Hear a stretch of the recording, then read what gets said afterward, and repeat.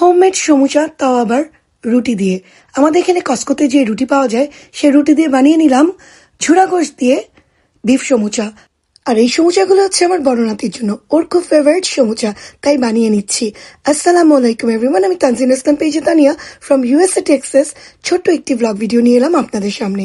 দেখেছেন, প্রথমে রুটিটাকে হাফ করে কেটে নিয়ে সমুচাটাকে আঠা বানিয়ে সমুচার শেপ করে আমি পুর ভরে ঝুরা গোশের সমুচা বানিয়ে নিয়েছি।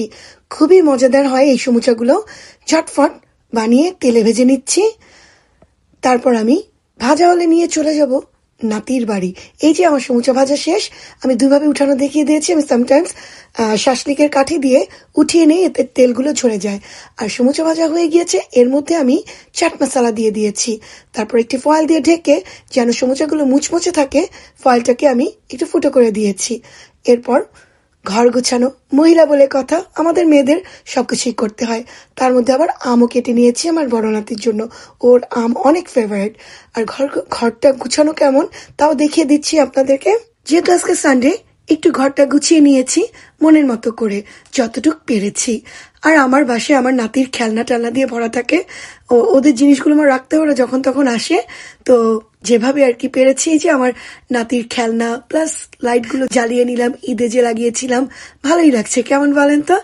আপনাদের কেমন লাগলো পুরো ভিডিওটা দেখে অবশ্যই আপুকে কমেন্ট করবেন, বুঝেছেন? আমি কিন্তু আপনাদের কমেন্টের অপেক্ষায় থাকি। কমেন্টগুলো দেখলে আসলে অনেক ভালো লাগে যে আপনারা আমাকে অনেক অনেক ভালোবাসেন, আমি জানি। এই যে আমি চলে যাব এখন নাতির বাড়ি। চলুন আমার বাইরের পরিবেশটা আপনাদের সাথে শেয়ার করি। আমার ফ্রন্ট ইয়ার্ড কিভাবে আমি সাজিয়ে রেখেছি। কেমন লাগলো ভিডিওটা অবশ্যই অবশ্যই কমেন্ট করে জানাতে ভুলবেন না কিন্তু। আপু কিন্তু অধীর আগ্রহে রইলাম। সবাই ভালো থাকবেন, আবারও দেখা হবে। আল্লাহ হাফেজ।